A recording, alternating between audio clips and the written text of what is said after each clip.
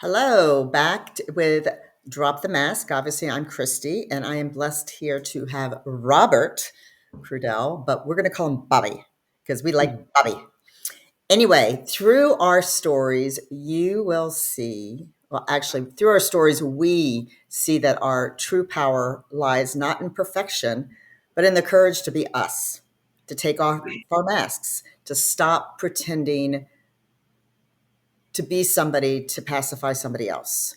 Um, to be accepted, to keep the peace, hiding parts of us to appease others.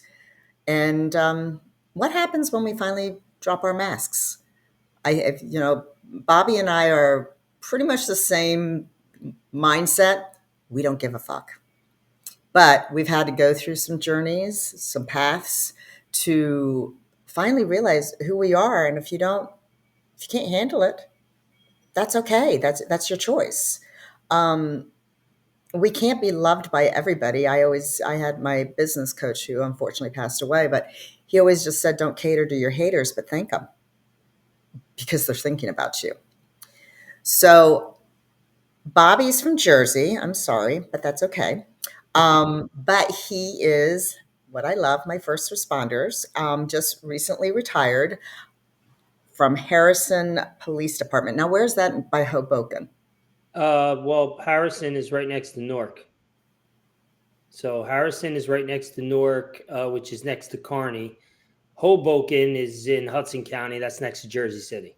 Okay, well, I only know Hoboken and Jersey City because I was in Okay. Manhattan. So, and then I know Atlantic City and then Ocean City. It's all in North Jersey, so it's like very close distance driving. Hoboken, Okay, Harrison.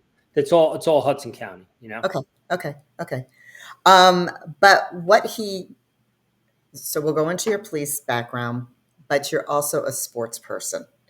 And for somebody who's brought up with all girls in my family, none of us played sports, though I worked for the NFL properties. And I was sharing with you before, every job that I ever worked, I really didn't know what the job was. I drank from the fire hose. So when I got hired at the NFL properties, this was the early 80s, no, early 90s, sorry. My It was corporate sponsorships, and they said you don't really need to know football because I knew high school football, sort of, college football, sort of, drinking beer and everything like that. And so I get a phone call, and my boss is in a meeting, and I interrupt it, and I said, "Is Willie Galt a football player?" Now, for you younger people, go Google who Willie Galt is because, yeah, he was a football player. So I learned about it. So, Bobby, tell me how again when we become younger, we put on a mask. We want, we have to be this way, that way. That's just sort of society. So when you think of drop your mask, what came to mind of going, I remember when I used to wear masks? Uh, I wore a mask since I was a little boy.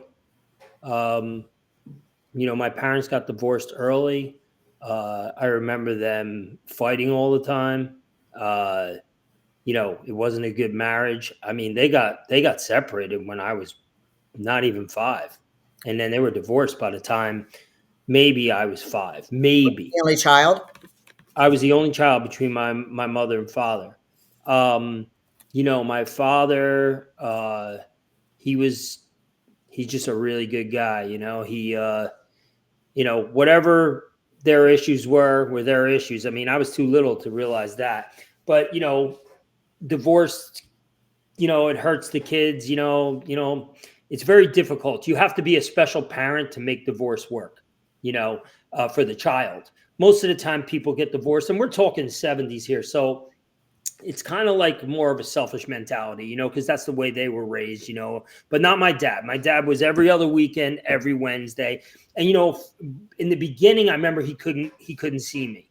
She was in court, and he was allowed to come see me on a Wednesday for like 20 minutes, but then he had to leave. I remember he couldn't take me anywhere. And there was no domestic violence. There was no abuse or anything like that. It's just the way the courts were back then. And she held it up. Um, so I think then I had like an identity crisis. Then I wasn't sure who I was. I needed my father was very involved when I was a kid with me, you know. Then he was gone, so I missed him. And my mother wasn't, you know, my mother was more concerned with herself, you know Right. what I mean? What she was going to do, what she was going to, you know, she immediately met somebody who she had already known. And, you know, Right. uh, you could put it together, you know, and thus the reason like they're split. So, uh, and, you know, he was an all right guy when he first came around, but that's when the real, I guess, when we talk about wearing a mask, more so like getting somebody putting the mask on you, you know? I mean, when Sure. you're that young, you don't know what you're doing and you don't know how to hide from stuff yet. You know, you're doing it naturally, you know? So when my mother was dating this guy, you know, it was all good. He was nice to me, but once she married him when I was like about 6, and that so that you can see how fast that moved, right? Yeah. Um, it was bad. Like he started, you know, he would hit me a lot, and you know, it would be a, you know, I never had that before. You know, this is all like, you know, I just needed somebody to, you know, raise me, you know, Right. and Well, you were a child. yeah. You So I went through that, and that wasn't good, and that was like a shock to the system, and you know, I didn't like him, you know, no matter what. Like, you know, I tried. You know, I tried to please, you know, when I was a little kid, I tried to please. And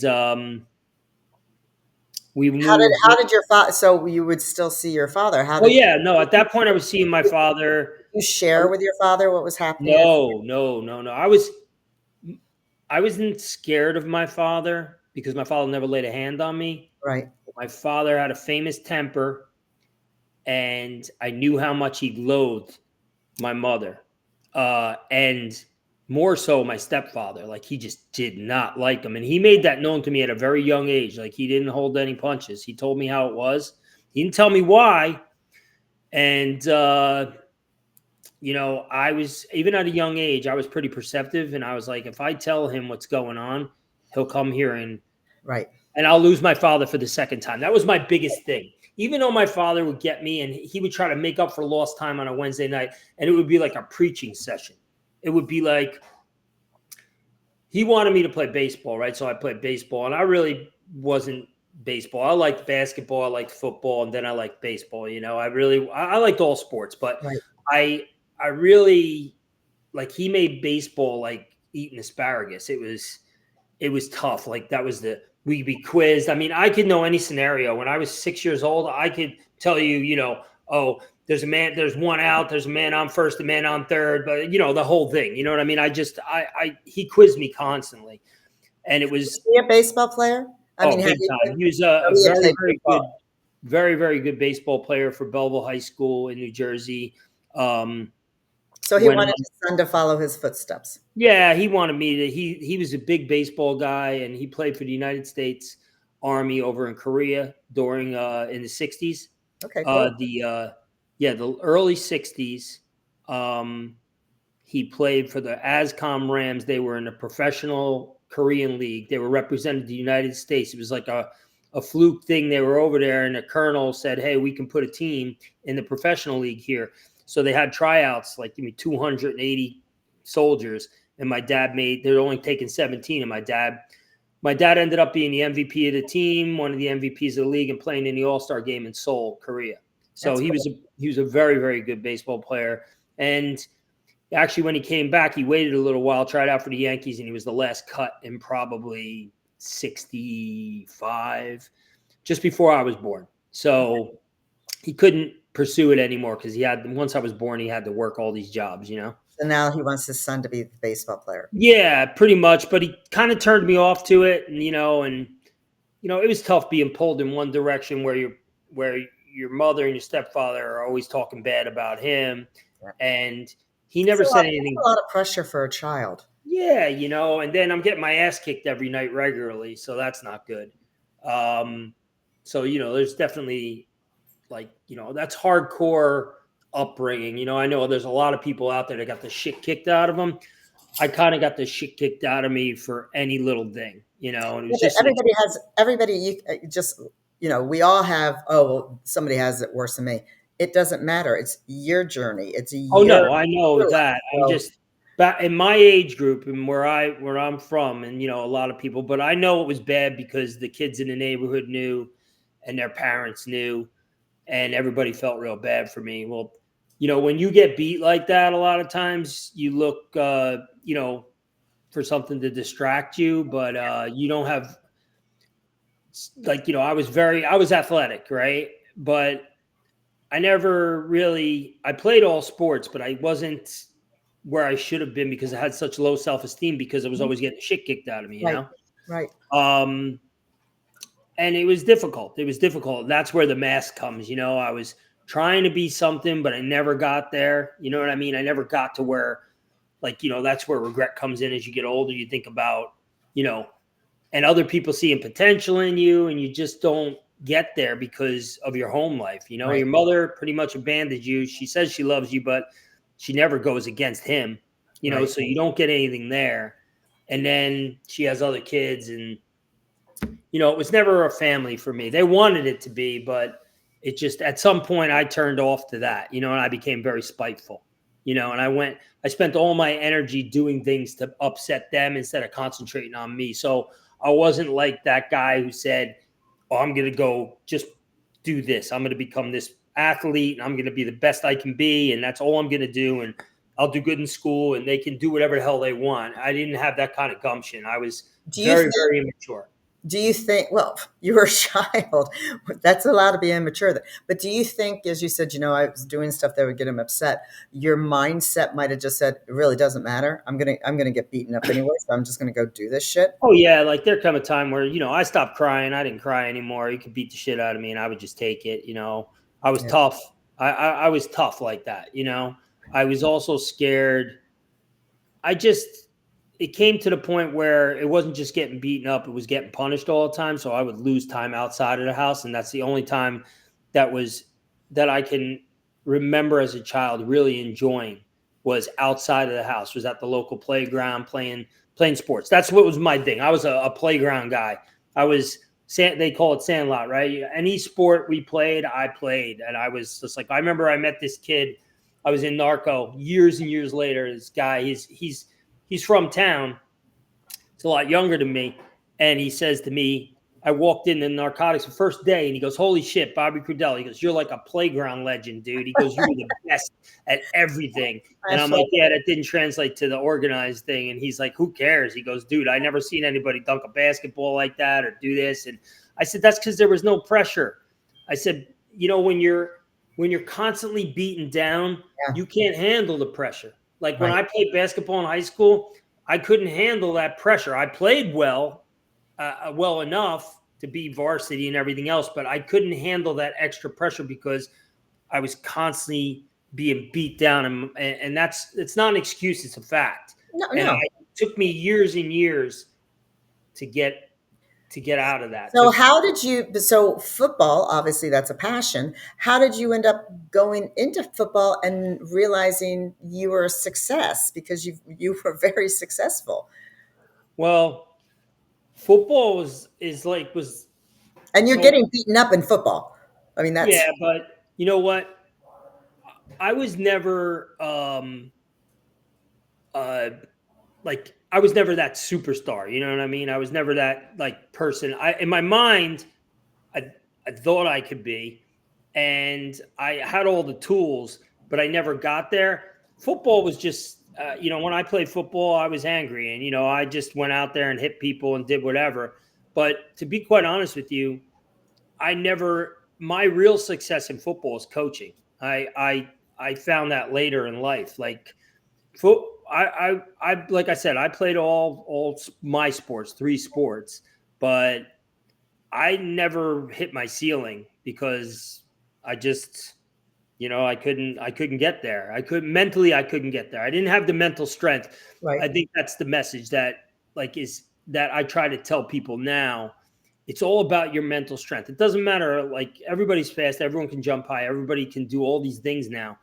But the best ones are the ones that have the mental strength to get through the adversity. Because on sports, there's always adversity. There's always competition. There's always That's next level. that's very tough to get, especially when you're a It child or is, but you teenager. can, if you're prepared, and you have someone in your corner, you Mhm. can get there. Right. Unfortunately, I didn't, so I had to figure it out and navigate it myself. And I always ended up coming up on the short end of the stick. There's no success story to me playing sports at all.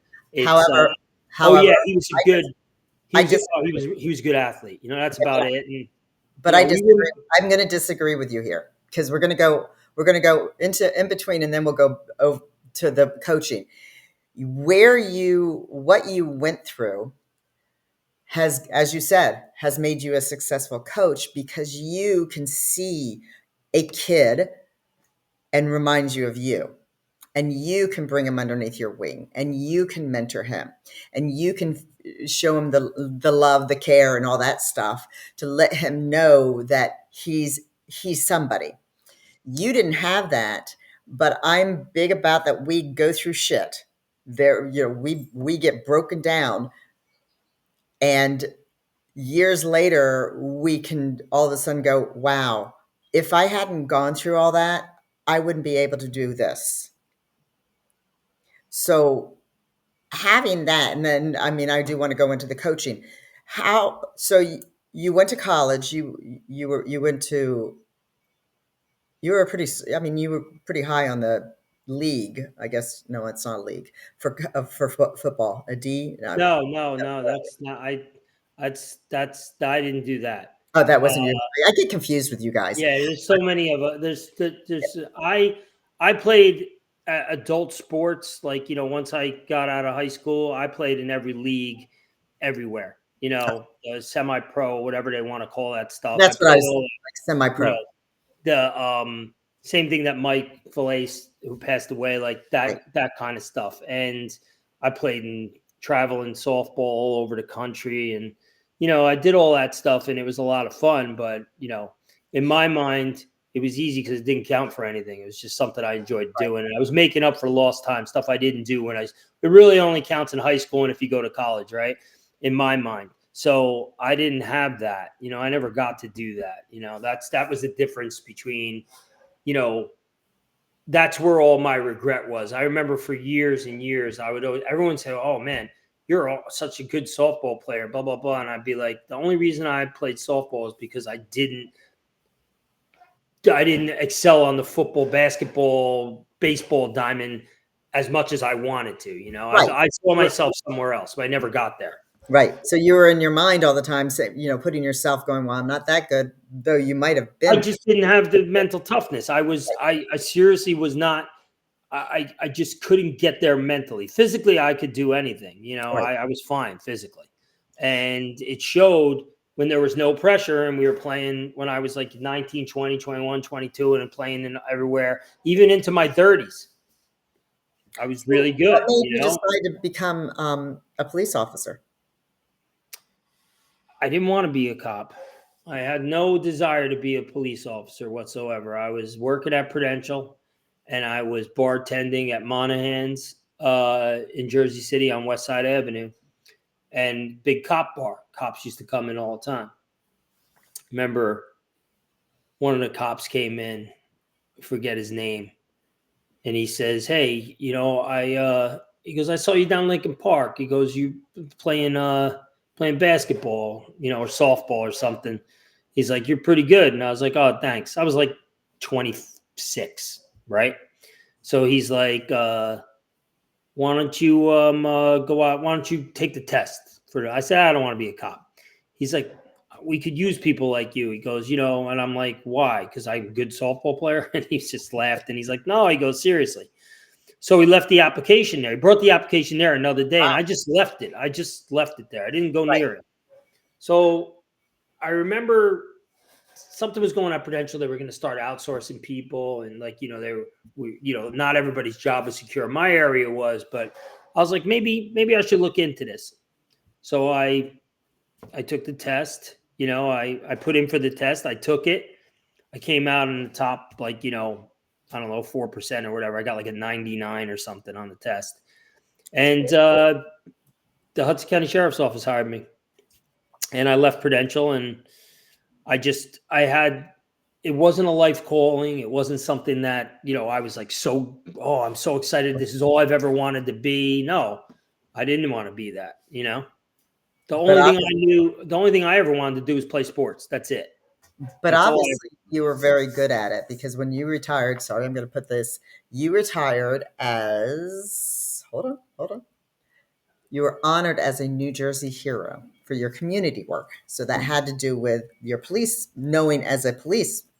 Am I correct? Or Yeah, I was a involved, detective. were you involved as the police officer or were you involved as the sports person with the community and bring the No, community? I was more. I was a detective sergeant, and I was in charge of street crimes when I left. I had did 8 years in narcotics as a detective. I had did a lot of major crimes. You know, my career was about 90% investigation. I was always very attuned to the community and what was going on to the community I served, and I always tried to do the best for them. And that kind of goes back to when I first got on the job. When you fall into something, at first I was looking at it like it was a job. So in the academy, of course, I excelled because everything is physical fitness, right? So everything's running, jumping, push-ups, pull-ups. I could do all that shit better than most people. So that was easy for me. Like, you know, but I was also someone who's prepared. I mean, 6 months before the academy, I was in Lincoln Park. I lived across the street from Lincoln Park in Jersey City. I Okay. was there every morning. I ran 3.5 miles. I ran 100-yard dashes. I did pull-ups on the fence next to the projects. I every single day before I got hired, I was up in the morning working out. Okay. And You just made me tired. so, yeah, but that's how I prepared myself because I knew I could just walk into the academy and do it. That Right. wasn't a problem. But I had to prepare myself. I'm big on preparation, and that's sort of something I did naturally, and I prepared for it. And then down the line, when I become a football coach, I'm just preparation is like one of the biggest things that for success in football. You know, preparation, preparation, Right. preparation. So that sort of filtered into that, unbeknownst. Like I didn't know at the time, but I got to the police academy and I walked through it. You know, high grade point average. You know, PT. I was like number one or So tied do for you number feel one. like you had a mask on while you were a cop? Or did you start feeling yourself I that, started feeling this is. I realized when I got out of the academy and when I'm okay. I never felt like I mattered ever okay, in my entire life. not even Up with your father? No, because it was we Part time. had a good relationship, but we never. I was still searching for something. You Yeah. know, I was still kind of like lost. And don't forget, I don't get hired until like I'm 29, 30 years Now, were old. you married at the time? No, Okay. and I don't get married until I'm like 40, 39. There you go. You're So wait till yeah, late. so I waited, but and rightly so because it would have never lasted anyway. You know, barely, like I just, but I never thought, I never felt like I mattered. I never felt like I never. It was very few and far apart when I felt like, you know, even I just on a whole, I never felt like I had purpose. And then I got to the police academy, and in the police academy, especially towards the end of it, I had this feeling like I've arrived. You That's know, cool. like this is meant for me. I'm good at this. Yeah. I'm really good at this. Like, and it was just the academy, but I was like one of the best in our You were class. starting to get your confidence. You were Yeah, starting to see what you I had had inside you. the first time in my life I had real confidence. It wasn't Yeah. just like playing men's softball or something like Right. that. It was like real confidence, you know. So I get through this, and then I become a cop. And when I became a cop, I even became it because it just was natural to me.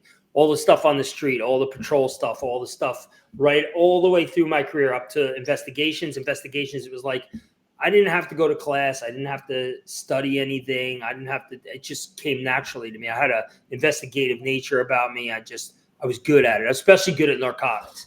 And Why do you think you were good with narcotics? Because you could understand maybe, I guess I I'm not saying maybe understand them or just being in the neighborhood and you everything. know what? There's a fine line between a good guy and a bad guy, and I Mhm. knew how to play that line Yep. to a fault at times, you know, and probably that's when you start getting into the alcoholism part of my life when alcohol starts rising. It's not prevailing, but it's rising. It takes years for it to prevail over me, and consume me. But, you know, it was definitely around the time, uh, you know, because I hate to say it goes hand in hand, but you see a lot of cops having the issues with Oh, alcohol. It's an excuse. I don't care what yeah. anybody says. Sometimes it's an excuse just because life sucks. And it would suck if you were a garbage man, or it would suck if you were on Wall Street. I just happen to be a cop and I'm serving people, right? So now I'm in the life of service, right? Hmm. I'm really good at it. And somewhere along the line, I'm still searching for who am I? Like, I'm searching. I'm not happy with my life. I'm not happy. I still want more. I'm not just content that, hey, I found something I'm really good at. I'm worthwhile. I have purpose. It wasn't enough for me. I was still searching for stuff. I didn't want to let anybody close to me. I pushed people away. My wife, she's a saint. I was dating her, and then I cheated on her, and then we broke up, and then we got back together, and then she got pregnant.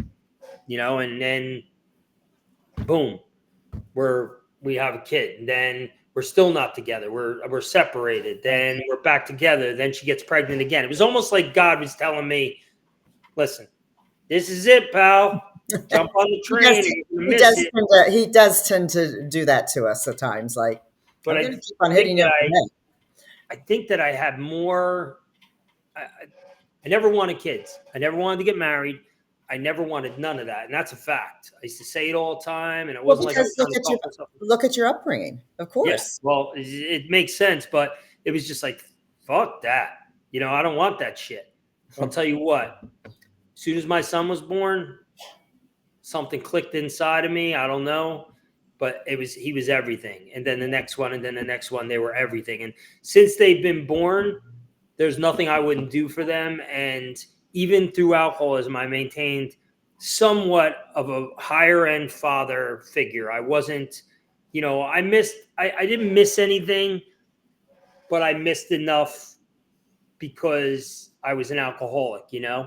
Like, it became to the point where it was coming up to the end where they were starting to notice. And I've only been sober less than 5 years. It's going to be Well, 5 years this congratulations. coming August, Yeah, but these last years have been the best years of my life that's cool.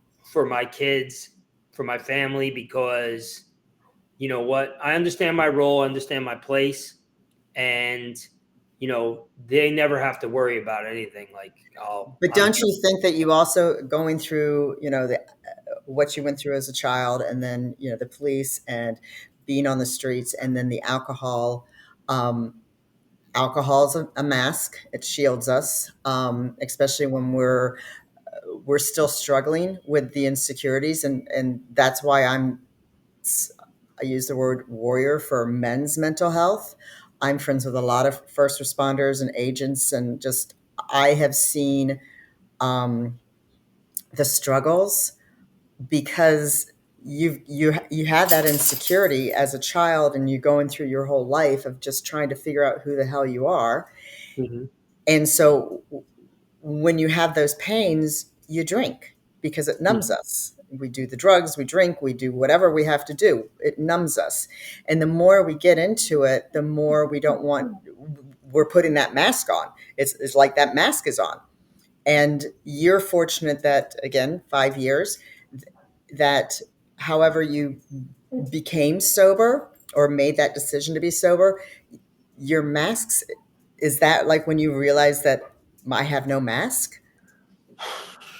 um, Or you it started know, falling off, you're realizing I, how much I, you had you know what? I was always really like, the one thing I knew I was my safe haven was work. I knew that I always did a good job, and that I was held in high regard. And when you're held in high regard for something, then you're doing something right. right. So, and it's not me being cocky. I'm not the who's the best cop now, Tommy, and all that crap. We used to bust balls about that movie Striking Distance with Bruce Willis. Who's the best cop now, Tommy? Right. But like, it wasn't a competition. It's not a sport. I just was good at it. And I could go to work, and I could get by. I knew that, hey, listen, I was going to go out to 6 bars on the way home, or I was going to go drinking and disappear and not come home for dinner. But while I was at work, I did a really good job. At Yeah. some point, I started to compromise that. I started to think more about drinking and less about working, and I started to slip up at work. I started to not do my job, and that was a big conflict of interest for me, because I always took solace in the fact that, hey, listen, I might be fucked up, but I'm a good damn cop. And Right. I started not being a good cop. And I don't mean a good cop like being a corrupt cop or anything like that. I No, mean, no, I understand. just not having the same work ethic, not having the same habits, just getting by, and I still did enough, so it wasn't a big issue. But I'm certain that certain people were noticing things. I never got But in did trouble. somebody even come? And because I know in that arena, that's everybody. Afterwards, people sit back and go, "Well, yeah, I knew he had a problem." Well, gee, I don't know. Why didn't you ever Yeah. say anything? You know why they didn't say anything? Because I'm like, this version of me. Well, no, I'm saying, why didn't somebody say it to you? No Hey, one's going to say that to me back then. If anybody did, they didn't want to deal with me. Nobody okay, wanted to deal with me. Hey, listen, I think you got a problem. And then they'd have a problem just for saying that to me. It's like, correct, you can't understand the entity of what I brought to the table at the time, especially when I was drinking. You didn't want right, I was just a different person, but I was a good, happy drunk most of the time. And I was one of those people who drank, never slurred, never stumbled, didn't look like I always looked like this right now. yeah, So you really had to be careful around me, because I could switch and I was bad, and meanwhile, I'm a police officer, right? The whole time I'm not representing very well, and especially in my drinking life, but at work, I was good. So that starts going downhill. And I guess I just saw the writing on the wall. Something clicked in. What's more important to you right now? You know, okay. is So your life? it was your own doing to It get was sober. me. It was no one came to me Good for you. and said anything per se. I knew that. I think I had the insight to know that it was coming, but that wasn't my driving force. My driving force is that I felt like shit, that I needed to take a 10-second pull on a bottle of Tito's just to get up to go to work. Hmm. No one ever knew, because even through all my alcoholism, I worked out all the time. I was always lifting, I was always doing stuff. Sometimes I go to the gym and go in the bathroom and throw up for 10 minutes and then go back out and work out, Yep. just because I thought that was saving my life. I was very scared of death. I was scared of dying, but yet I kept putting this shit in my body. And it all came to a halt. I just woke up one morning, and it was after my daughter's soccer tournament, and came back, and I said, I got to go to rehab. And I went and I saw the chief of police. I told him I wanted to go. At first, I toyed with the idea of possibly going to an outpatient, and he said to me, you're not going to get anything on an outpatient. If you're going to Exactly. go, you got to do it right. I thought about it, and I said, you're right. You're right. And I went. And sometimes having the right people around you at the time Yeah. is that extra step, because I had thought about that maybe 3 times, 5 years, in the 5 years prior to getting sober, to actually go into a rehab. I had talked to my friend Joe 3 separate times and said, is there someone I can talk to? And I went and talked to this doctor. I didn't particularly like him. I didn't like what he was selling. Right. I said, nah, I'm all right. I got control over this. And 3 separate times I thought about it, but I always talked myself out of it. And then this time was like, I can't talk myself out of it. I have to do it. But I didn't want to go. Now we're talking COVID. It's 2020. I didn't want to go to Florida with the cop farm. They call it the farm. I don't know if you know that, but Hmm. the cops call rehab the farm. Okay. So that terminology to me, that kind of language means oil change. Like, the last thing I wanted was an oil change. I wanted a permanent change. Yep. And alcoholics will say, don't ever say that. Nothing's permanent. You got to one day at a time and all that happy horse shit. That's great. And I went to AA and I did all that shit. But that's not my brand of sobriety. My Right. brand of sobriety is I'm never fucking drinking again. How about that? Yep. And I don't give a fuck if that offends somebody that's at AA in a meeting right now, because they can't walk by a a liquor store without fucking wanting to go in, where Right. I can go in a liquor store and buy my wife tequila tomorrow night and not want anything. It's just who I Well, am. because you grabbed your own power and said, Yeah, "Look, I got a grasp of it. I this got is something who I internal. want to be, Yeah, and I nothing's didn't gonna want to be change." that guy anymore. Just like how you did with your sports. Yeah, so I went to the rehab. I told my chief, I said, I don't want to go to Florida. I don't want to get on a plane. I don't want to go share swap stories with the rest of the cops about all the great jobs I did. And whoop-dee, look at me. Let's lift some weights, talk some shit, come back. 3 months from now, I'll be drinking again. And all it would be was an oil change. It'd be quick. I flushed my body out. I feel good. I got a hold on this. I'll have a few beers. Sometimes I'll go out. And in 6 months after the 3 months, bang, I'll be Mhm. back thinking I got to go to rehab again. And I'll be one of these guys that's a revolving door. I don't Right. want to be that kind of zero. And I'm sorry if that offends people, No, but don't I worry feel about like it. that's I admire people who go and keep trying. They think this might be the time. Good for them. That's not me. Yeah, I No. was going to be one and done. And I said, I want to go to a rehab with all the shitbirds like me, because I might be a cop and I might be held in a different standard, but I'm a pretty much a piece of shit, and that's the way I feel like right now. Mhm. And I want to go and experience it with the drug court guys, the guys that are criminals, the guys that are fucking junkies. I want to be in there with everybody. And he's like, all right. And I went. Best thing I ever did. Best thing I ever did. I was down there with everybody. I learned a lot. I was all in. I ran after 2 weeks, I was running the meetings. There was about 50 of us in there. You know, I bought in 100%, and I walked out of there and I pulled over, had a breakdown, and just getting it out of my system. Absolutely. You're allowed to. I drove down there and I drove back. That's a rarity that never happens. They don't like when people drive down, because you can just leave in the middle of the night. Right. Even though you're on lockdown, you can get out anytime you want to leave. Right. And that was part of my plan.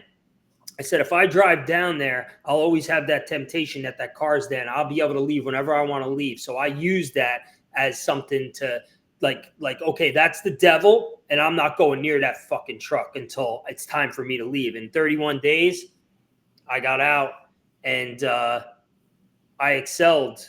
I didn't know how good I did in rehab until I actually went for the Stevens job, campus police, and they ran the psychological. They want to know everything Right. about your rehab.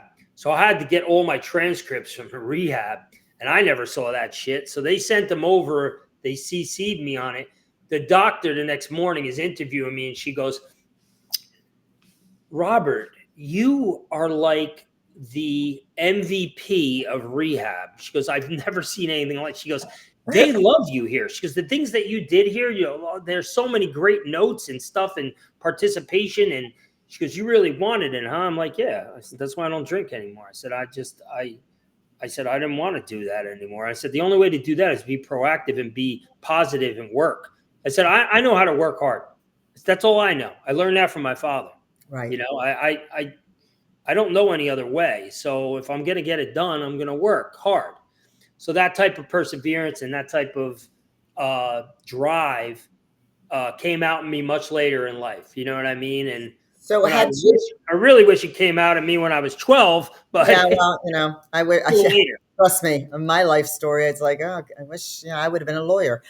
But so were you coaching the community while you were drinking, or Oh did this yeah, and hell yeah. I ran basketball for 5 years. I was the vice president of I was the vice president of football for and a coach for, I don't know, like a decade while I was doing this. So I was doing both sports. Basketball, I was the president. Football, I was the vice president. The whole time I was an alcoholic. so Now, when you I came back, wasn't. I did didn't mix. I didn't mix the sports with it. You know what I mean? There were times when I went out and had a couple of drinks and stuff like that in between, whatever. But I wasn't coaching anybody. okay, Uh, I I separated that part of it. I couldn't be drunk in front of the kids. You know what I mean? okay, I knew enough to not do that. But if I had continued to not if I never went to rehab, I would have not been able to coach because I wouldn't be able to choose. I would have chose drinking over everything. I would have chose drinking over my family. I would have chose drinking and then whatever comes with the drinking. If whatever could make me drink longer, I was going to do it at that point. I would have lost everything. And I knew that about Yep. myself. I was like, yeah, I'm at the point where it doesn't matter. Oh, what I can, I'll be able to drink longer. I'll give it to me. You know, it's Right. like, but I didn't want to get to that point. I didn't want to be that guy.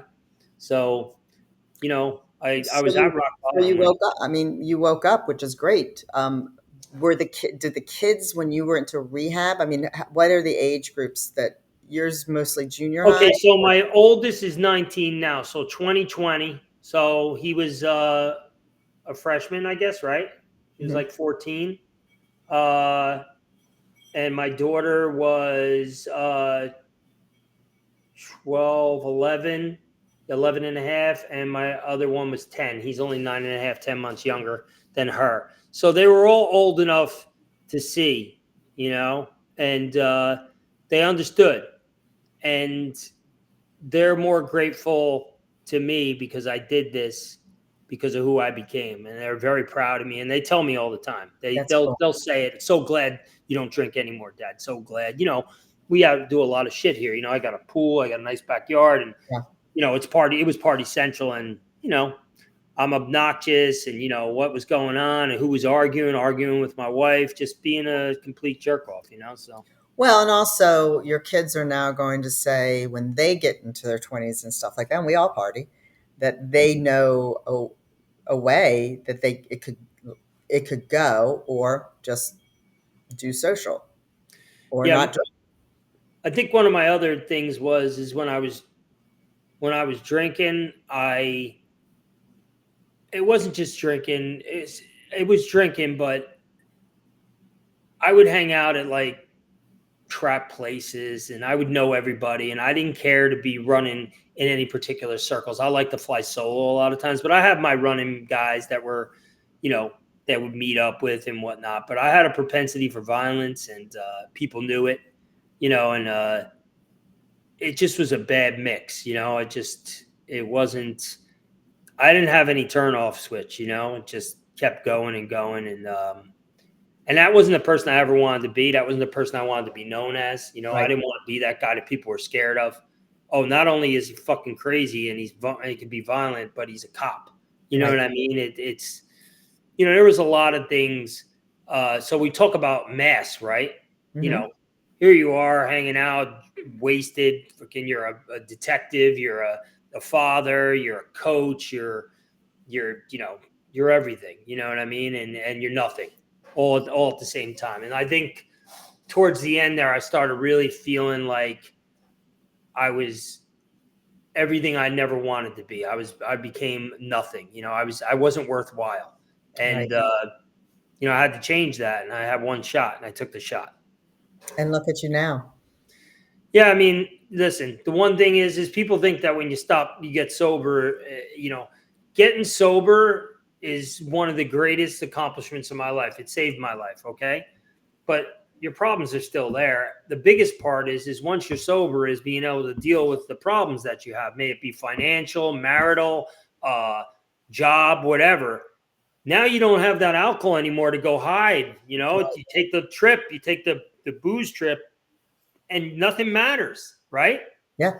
Nothing matters. You can go out and get in trouble. Who gives a fuck? You get a blackout anyway. You're not going to know. It Right. doesn't matter. You know what I mean? And I, unfortunately, for years and years, I had a strong brain, so I never blacked out. But then at the end, the last 2.5 years, I would lose 6 hours. I would be like, where the fuck? I couldn't find my truck, but I'd have the police department searching for my truck. Like, where did I park it? Because I stopped drinking and driving. I would just drive to my first spot. And then after that, I was wherever the wind took me without the car because I was scared I was going to kill somebody. So I always had some kind of moral turpitude, if you want to call it that.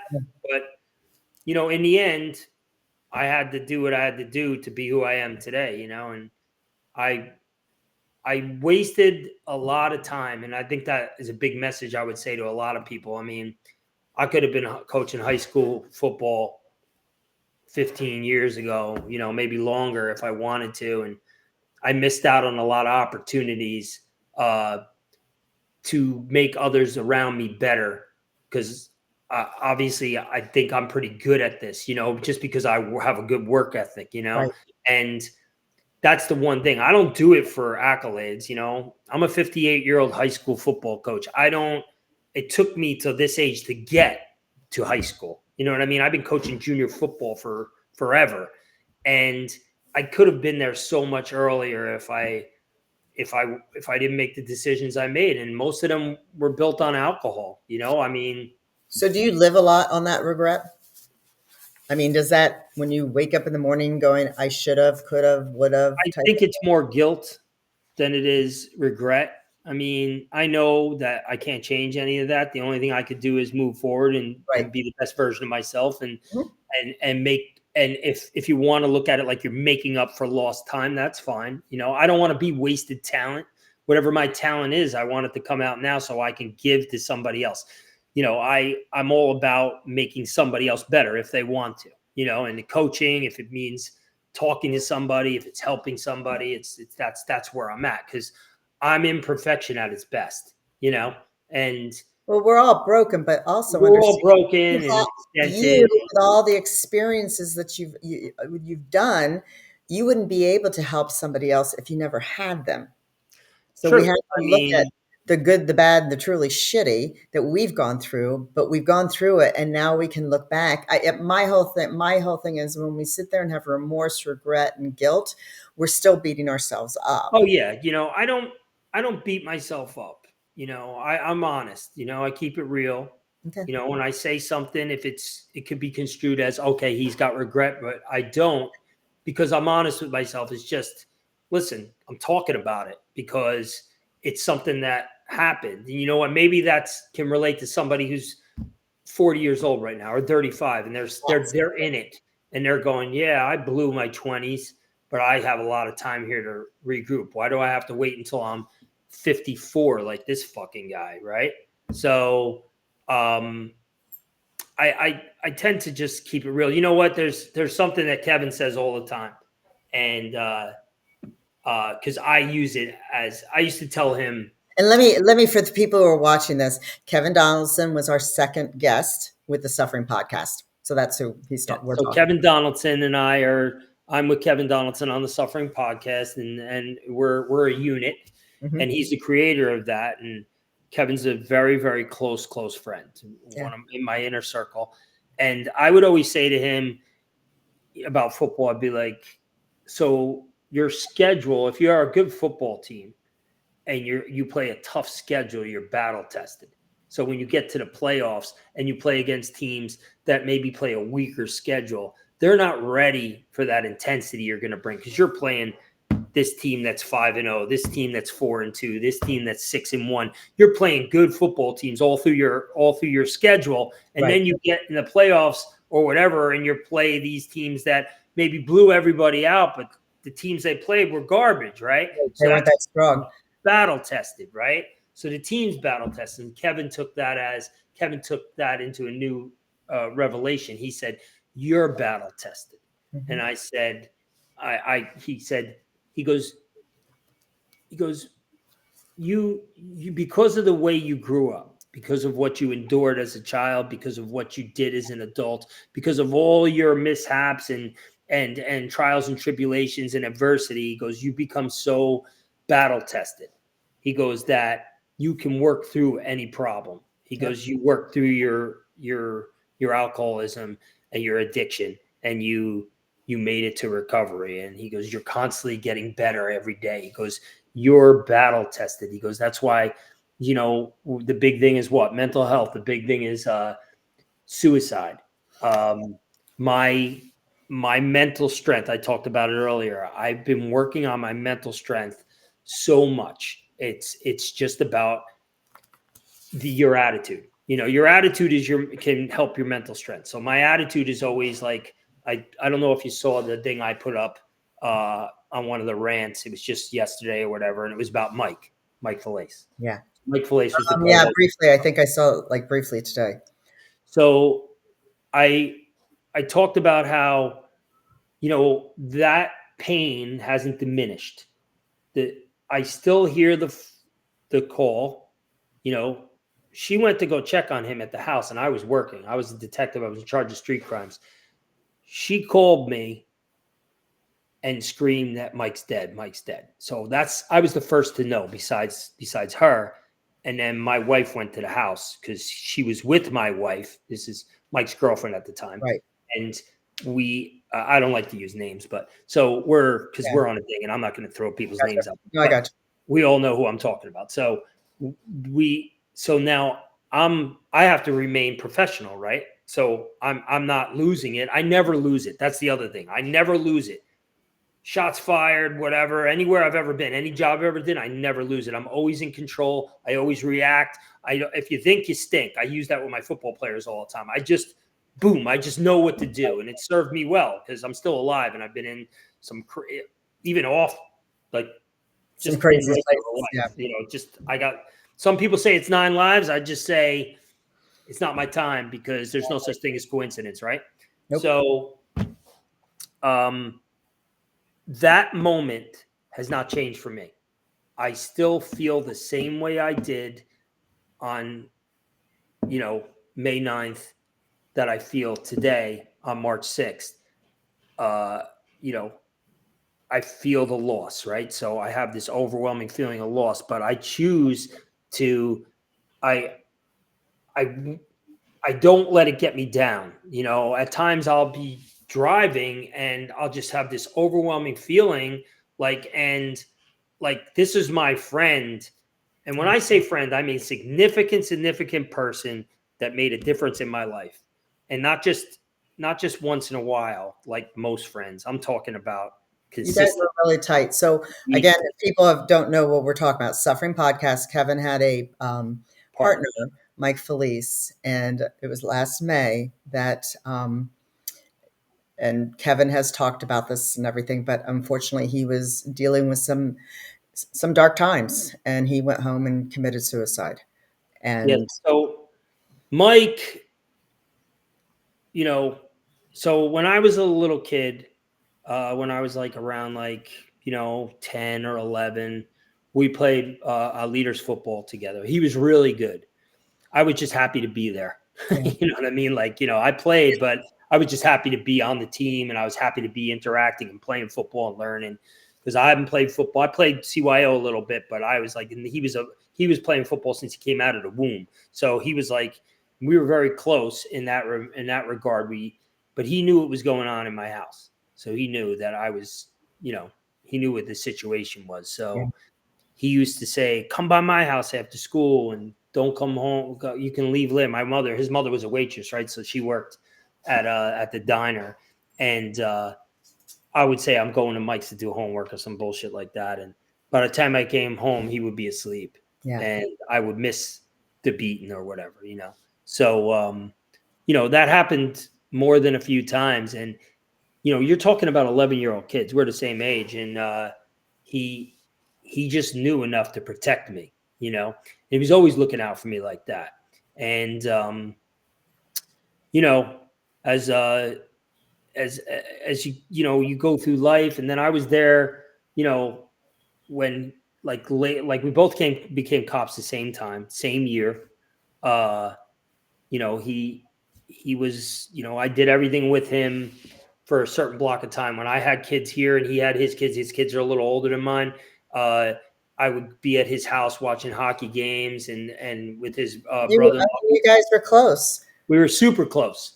And So that was probably, I would think, just when I was, Kevin was on my show that I did previously. Right after that had happened, it was right the day after the memorial service, mm, and I was living in Florida at the time. I would think that when he made that decision, that afterwards and now you still, I would. It's like you guys were so tight, but the why? angry. I, Hmm. I was really, really angry at first.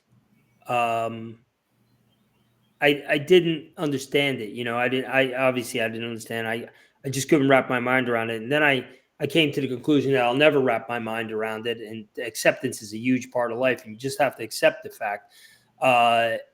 And I was saying the other day on my thing that I put on, that Kevin put up, that I never had a very, very insensitive or not compassionate, in the sense that if you were dealing with loss, I would be like, all right.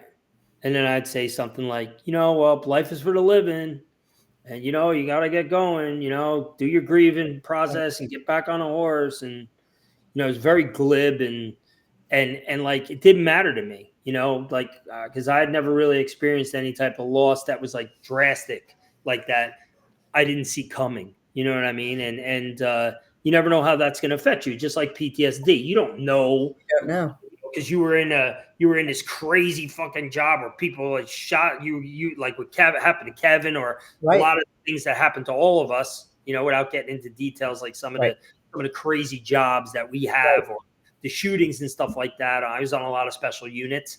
Like, you don't know how that affects you. I'm very strong mentally in that sense, but I don't. I'm sure it's had its effect. Well, I And, never. as men, you don't sit around and go, No, we don't well, have this is how dates. I'm feeling.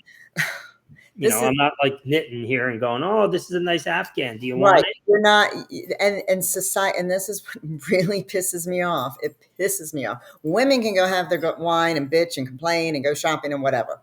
And hey, I'm a woman, I can do that. But men, and especially in what you all do, but it really doesn't matter. It's just men in general.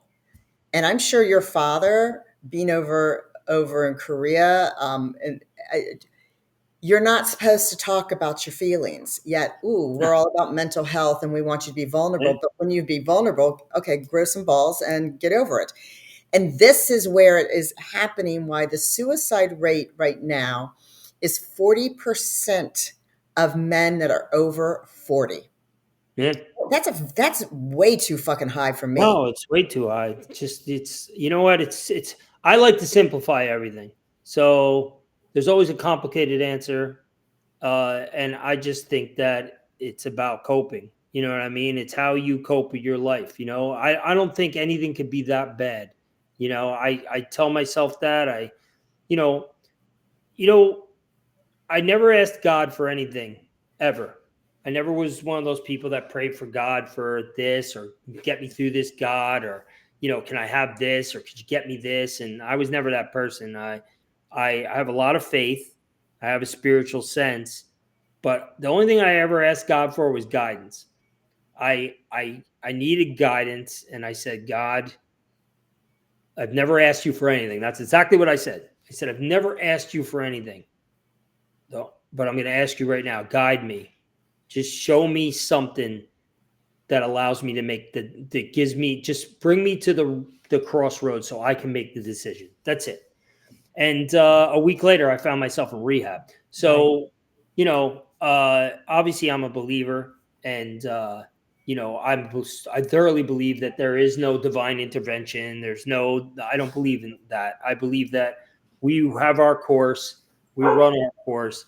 God, there's signs, and those signs allow you to make a decision, right?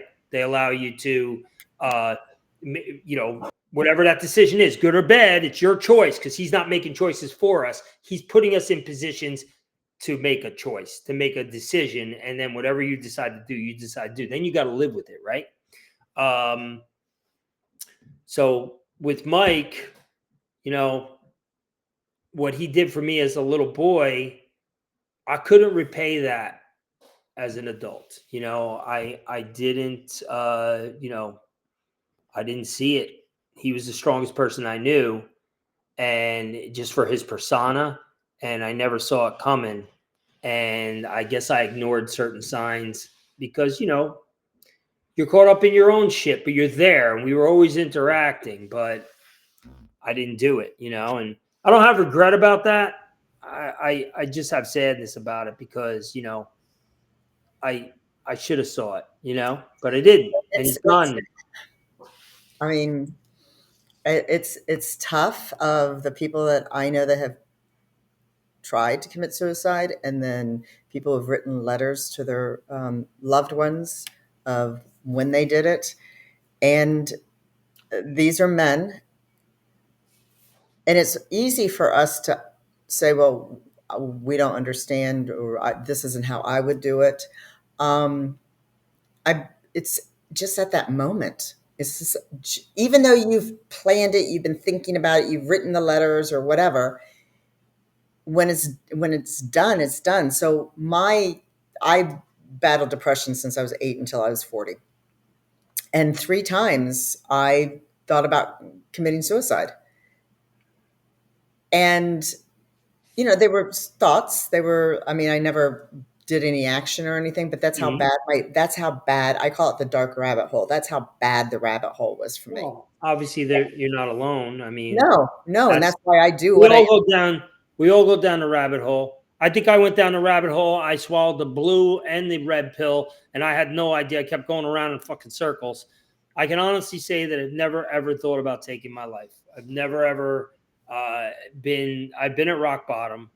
I've been as low as you can go, and I never ever said, "I hope I fucking die," or well, and "I, I wish you could go." a lot of people are that way, that they're just wired that way, and I think that other people like myself and other people that I know that have been battling and everything, you just want to get out of that darkness. But then Yeah, when you realize, and that's why I do this show, I want people to understand that they're not alone, men and women, husbands and wives, children, whatever, just to know. And I think with Mike, um, we can sit there and even somebody close to me, we can sit there and see the struggle and then realize it's like, I can't do anything. You're not talking to me. I don't know what to do. And so you know they what? do what they got to do.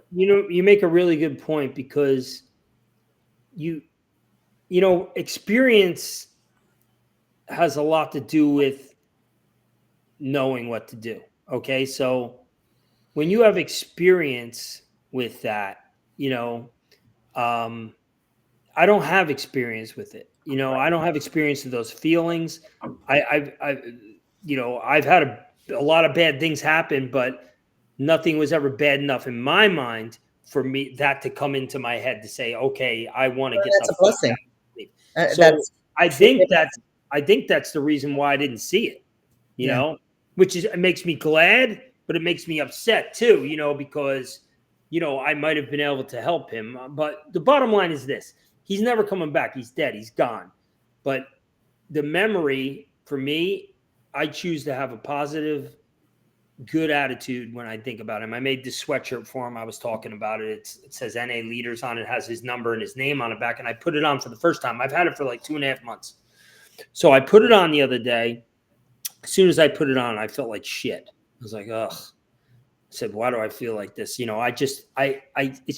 was something, and I just snapped out of it. And we used to work out, me and him, and he was an awesome, like before he had his neck surgery and stuff, he was in phenomenal shape. He was always working out and we used to work out together. So I said, fuck this. I'm going to go down the gym because I was going to the gym anyway.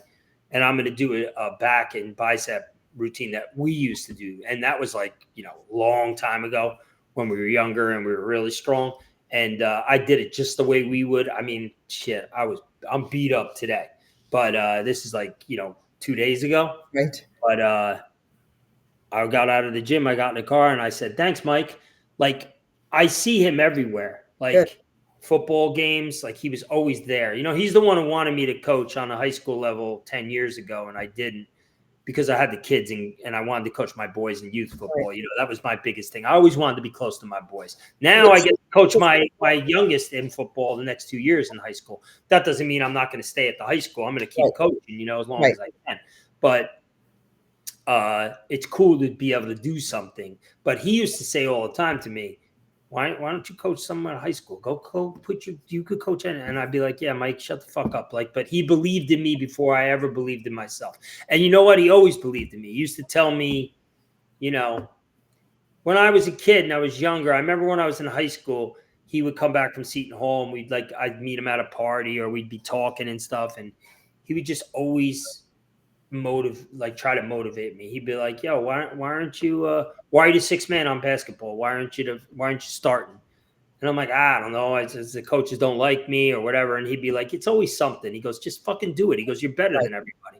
He always believed in me. You know what I mean? And Well, and he still does, and that's the reason why oh you keep yeah, and seeing him. that's That's why where you keep on seeing him everywhere you go. He's I still there. just look for him. You know, it's Yeah. like muscle memory. See, when you have part of friendship is showing up, right? I said this the other day.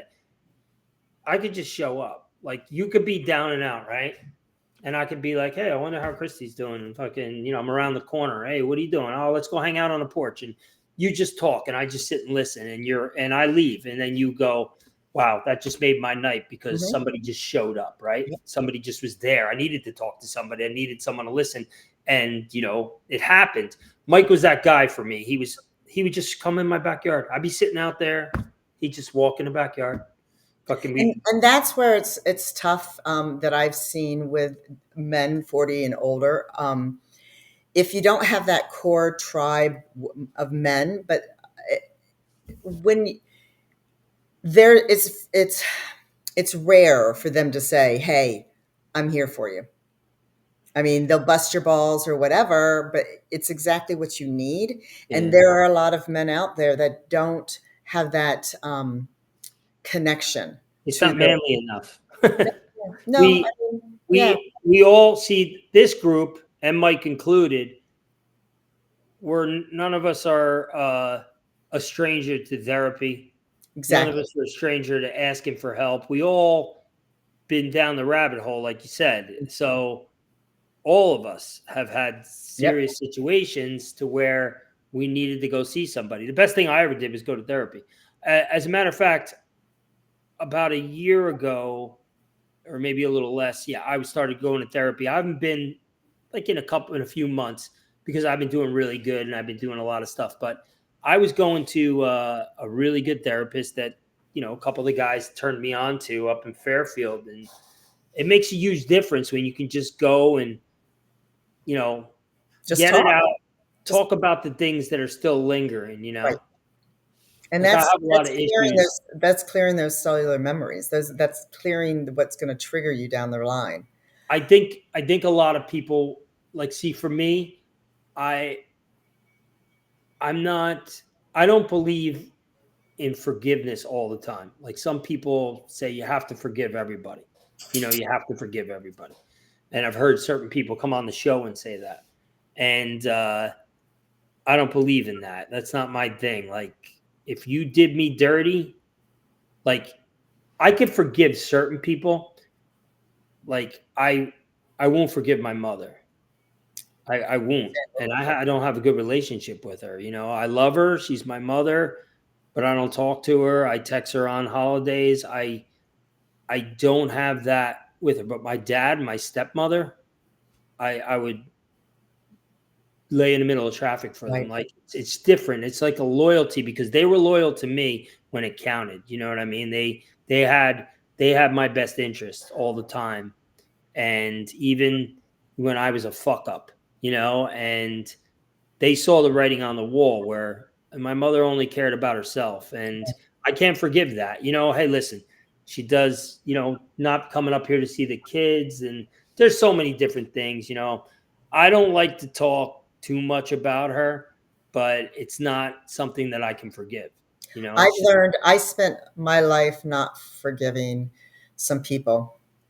And I realized that when I was doing that, it was only really hurting me. Now, I won't forget.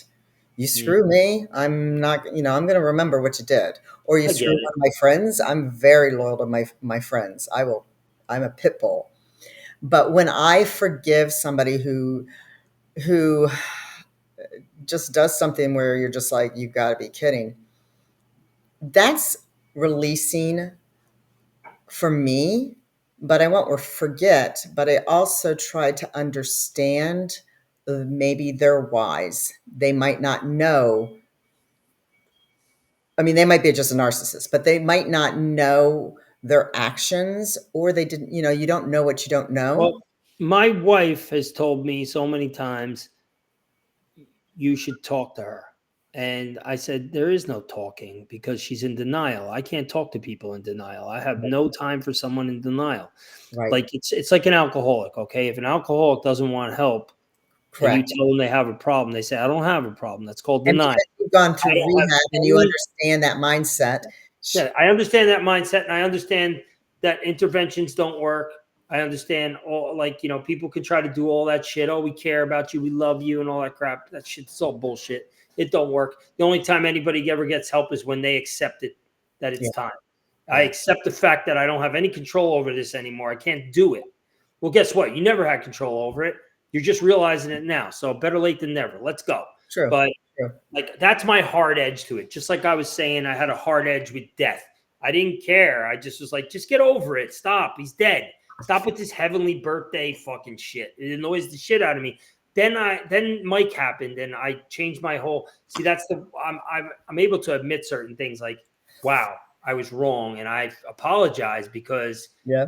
I didn't realize, like, where I'm running away from death, and I don't want to hear about it. I don't want to hear about your fucking death that you have. I don't want to hear about your I don't want to hear it, because it just makes me like, instead of having compassion for those people and saying I'm really sorry and everything else, and I would just downplay it, and now I'm living it. Like, I'm living it.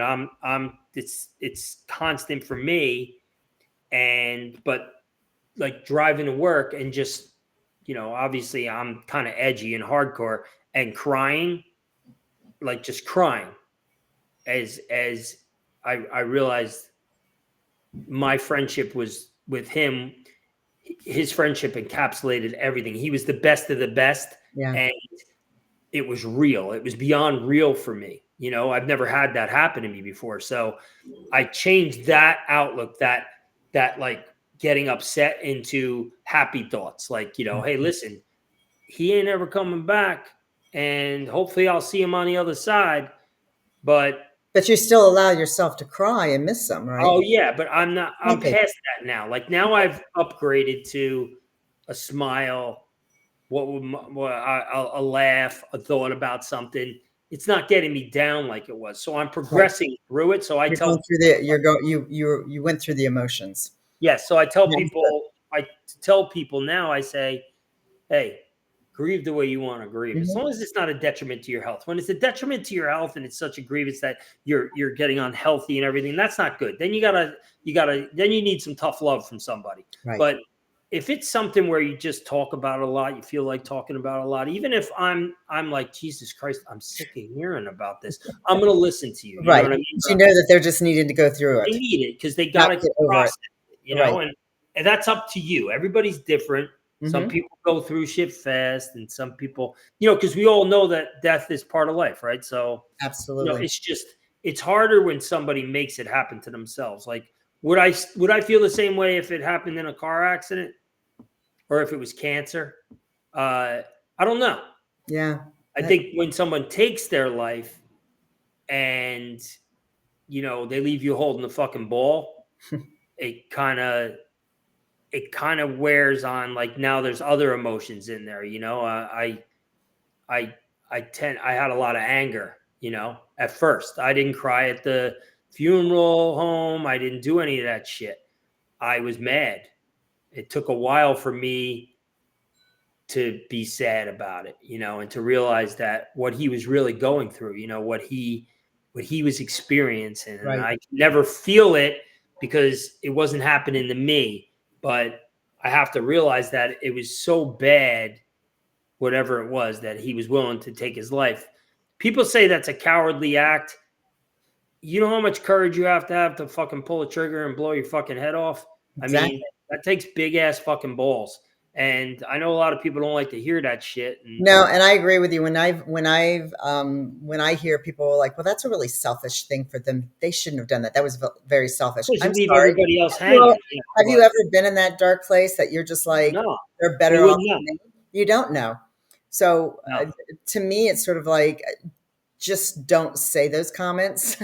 It's like when people are dealing with depression. Oh, just get over it. You'll get over it. You're the Uh, strongest person I know. look at, You'll get over look it. at the, the, Just the thing about depression is you know, and I'm quite certain I've been depressed at times. I've dealt with really bad anxiety, especially when I was drinking. Like the Mhm. anxiety was like, dude, you know, terrible. You know, but think about like people that have the world by the balls. They got more money than God. They can do whatever the fuck they want to do. They can live the greatest life. Like, you know, and they kill themselves Yeah. because they're depressed. You know, Yep. Robin Williams, there's a I perfect was gonna example. say Robin Williams. You know? Robin Williams, funniest man alive, or one of the funniest men alive, lit up the room when he was there. That humor was like depression. Like it was like that's how he. Yep. It was like it's crazy. Like and just to think about something that's so talented, then would like just take his life, you know, and it's crazy. So I'm glad that I know, you know, just like I know I'll never drink again. And people, I always hear, don't say that, don't say that, the ego. And yeah, just listen. That's you believe what you want to believe. I'll Right. believe what I want to believe. I And have to believe my I'm never voice. going to drink again. It's my truth. If I was, know what I don't like about Alcohol's Anonymous, and I think it's an awesome program, and I think people get a lot of benefit from it. I hate the fact that they say it's okay to relapse. I can't stand it. Right. I want them to say it's not good to relapse. It's terrible to relapse. As a Right. matter of fact, we totally fucking don't want you to relapse. But if you do, you have a place to come to. That's fine. But it's not like it's okay to relapse. It happens. No, it shouldn't happen. It should be the last thing you're fucking thinking about. You should do everything possible not to fucking put a drink to Right. your. Some people just sort of it's a different. Everybody's a different form of alcoholism. Alcohol is different for everybody. All right. So some people just they look for any little thing. Oh my God, that pencil doesn't have a tip on it. I got a drink, you know, or somebody died. And Right. that's probably the worst case scenario, right? So Right. some of that, you lost everything. You had to, your kids don't talk to you anymore. Your wife divorced you. You got to live in a basement apartment, whatever it is. Your life seems like it's over. Like, you know, but like I personally like I think that, you know, I've seen the worst, and anything else that came down the pike, I know I could always get better. I know I could always climb and And climb. that's your strength of who you are, because I just listening to you that you have strived, and it has, and probably has a lot to do with the sports of just saying, I'm going to do what I have to do to just keep on going forward to get where I need to be. And as much as I'd love to, we got to wrap this up, but you You guys got are coming back. I'm going to get everybody on together. Um, and it'll be me and the boys, the Jersey boys. Oh But, boy. oh Did you yeah, do Flynn yet? I'm doing him tomorrow. I'm Oh, lucky you. taping him tomorrow. He's the closest thing to a leprechaun. Seriously, take a look at him. You're gonna I laugh a will. little I bit. will. Not that he's Yeah. not handsome or anything. He just looks like a fucking leprechaun to me. No, I'm going to get all the boys. Kevin has been a great friend, and I just our connections and everything like that. But I've been Well, you know what I tell Kevin all the time. no what? I Oh can't yeah, say yeah, you know, yeah. Mm, this is a family program, huh? no, it's not family, but I'm a female. You don't I tell me. know. Oh no, you are. Oh my God, I didn't realize. They'll have to go listen to the Suffering podcast for that for your That's next. tidbits. I'm on next Tuesday. I think we're doing the suffering of guilt. So it should Oh, be that should be a plethora of whatever. So yeah, yeah. we'll see. So anyway, my whole thing is, doing the drop the mask is about, dropping our masks. We've got to be real. We have to just be who we are, and if you don't like us, that's okay. I've learned that when people don't like me, it's usually because they're looking in their mirror and they don't like them. So my thing is about dropping the mask. There's nothing more liberating than being ourselves, especially when we Mhm. have the quirks and cracks and everything like that. I agree. So, in telling these stories, we're helping other people. Other people are saying, "Wow, my life, Well, I can relate. I can well, relate." maybe one person sees something, and if it And helps one person, I'm happy. When we abs- all get back together as a group, I don't give you everything, Christy. I give you a little taste. There's some other things that are really gonna help some other people that happened, and I think that me and the boys all have that deep dark thing that, you know, I'm not scared to talk about, but bring it out and see what happens. Absolutely, and where because I want to kill the stigma of men's mental health. As I said, down the line, my journey's still going on, but down the line, I will share my I call it the lifetime movie right now. But you all, your stories are helping me through my journey as well. Um, and right now, just everybody that I'm, because we do videos, because we're on different coasts and everything, and I drop them. We all have different experiences, and it's something that it's weird. Everybody, I can just sort of go, yeah, I can sort of relate a little bit of that. I can relate to that too. Hmm. So, thank you so much for coming Thank you on. for having me on. I appreciate it. And you have an open invitation to Arizona. Not even it's not 120 degrees outside. Yeah, watch it. Oh, it's dry. What's it It at? is dry. 122, but it's dry. Yeah, okay, You get Christy. You're having sprinkles. It's such a dry. fool. It's dry. Tell your wife she'll have beautiful hair. Yeah, okay. I will talk to you soon, and thank you so much for You coming. got it. Nice seeing you. You Bye. too.